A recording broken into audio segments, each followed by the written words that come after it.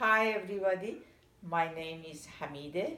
I will be presenting an article or a chapter that has been written by Susan Comifs and William Smedig.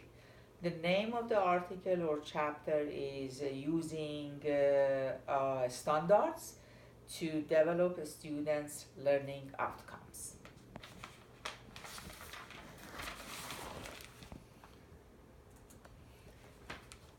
This chapter or this article explores the applications of Council for Advancement of Students or CAS, National Association of Campus Activities, NACA, and the International Leadership Association, ILA, and their guiding questions.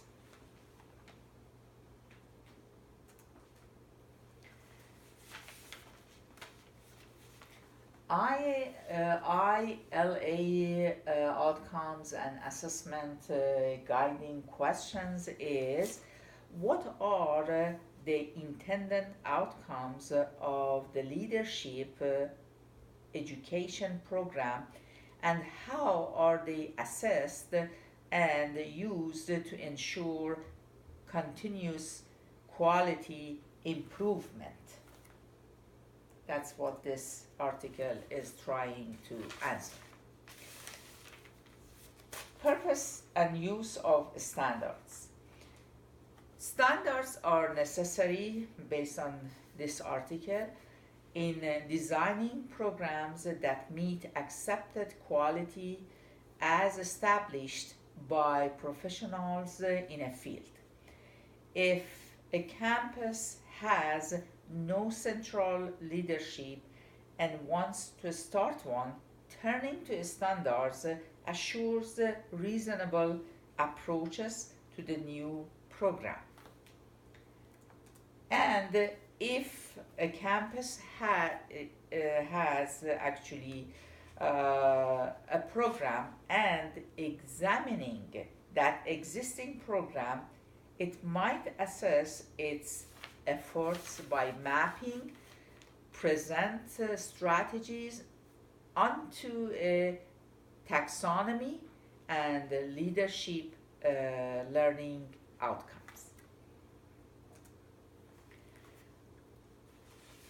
First, we talk about Council for the Advancement Standard in Higher Education. In 2003, CAS included 16 learning outcomes that had to be addressed by each standard. And these are these standards: knowledge acquisition, construction, integration, and applications. Under this part, we have understanding knowledge from a range of disciplines, connecting knowledge to other knowledge, ideas, and experiences, constructing knowledge, and relating knowledge to daily life. Number 2 is cognitive complexity, which includes critical thinking, reflective thinking, effective reasoning, and creativity. Number 3 is intrapersonal development, realistic self-appraisal, self-understanding, and self-respect, identity development, commitment to ethics and integrity, and spiritual awareness. Number 4, interpersonal competence, meaningful relationship, interdependence, collaboration, and effective leadership. Number 5, humanitarianism and civic engagement, understanding and appreciation of culture and human differences, global perspective, social responsibility, sense of civic responsibilities. Number 6, practical components, pursuing goals, communicating effectively, technological competence, managing personal affairs, managing career development, demonstrating professionalism, maintaining health and wellness, living a purposeful and satisfying life. Other central documents are as follows. International Leadership Association, ILA, a guiding question enable users to examine their own program design through assessment. The most important guiding question for each section are: about context, how does the context of the leadership education program affect the program? Conceptual framework. What is the conceptual framework of the leadership education program? Content. What is the content of the leadership education program and how was it derived? Teaching and learning. What are students' developmental levels and what teaching and learning methods are most appreciated to ensure maximum students' learning? And finally, outcomes and assessment. What are the intended outcomes of the leadership education program and how are they assessed and used to ensure continuous quality improvement? Another part that has been discussed here in this chapter is NACA competence, which this actually NACA organization, I believe, charges a group of leaders within the profession to research and identify learning outcomes for students who volunteer or are employed in student programming areas. Leadership outcomes in the discipline are establish goals and objectives, engage in planning, delegate responsibility, manage projects, and demonstrate effective decision making.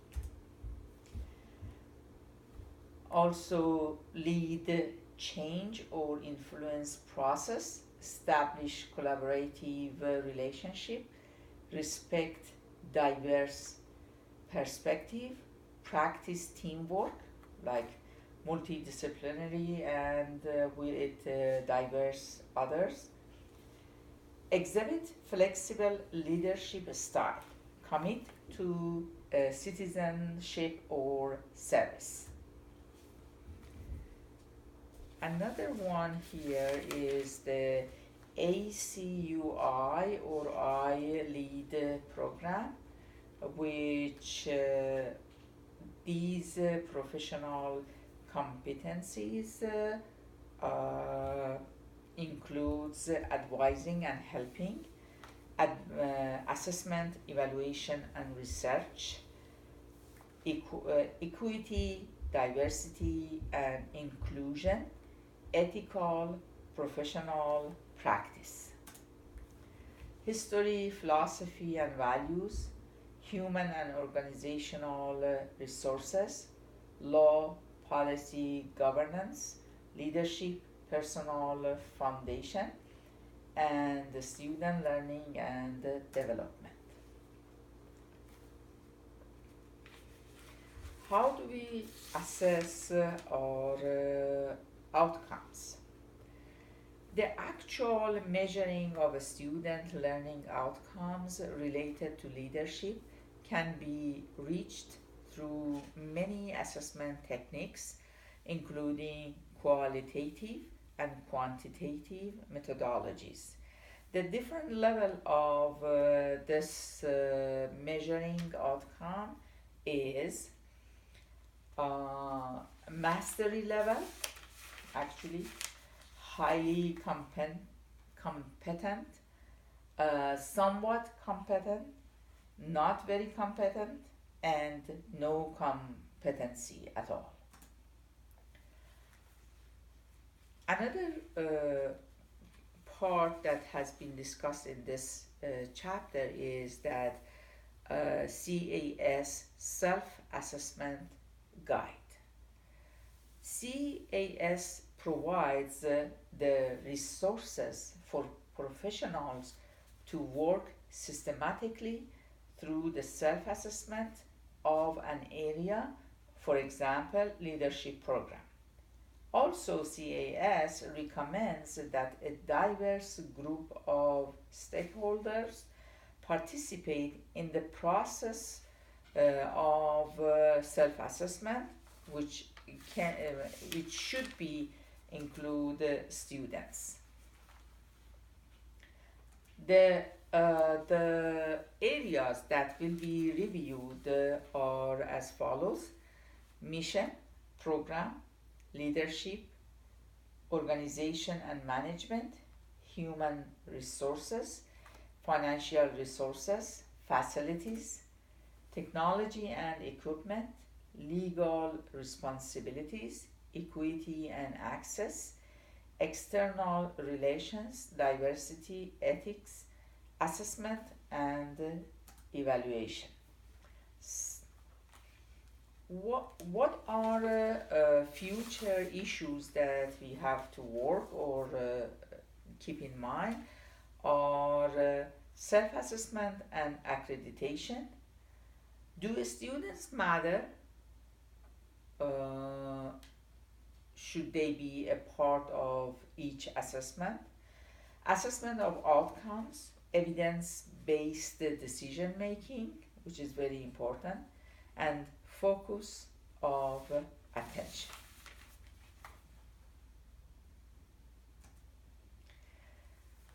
At the end of the article, the conclusion that the authors made is that leadership educators should stand back and notice the rapid evaluation of the field and the quality of that development.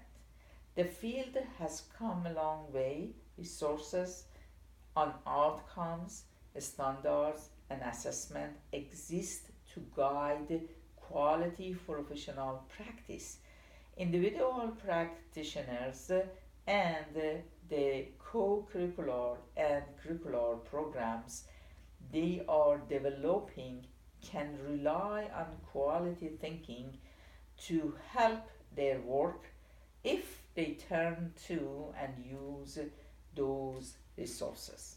So basically in this chapter, the authors define and defend that turning to standards is necessary and very helpful and will help different institutions, different programs to stay at the level of standards that has been established by professionals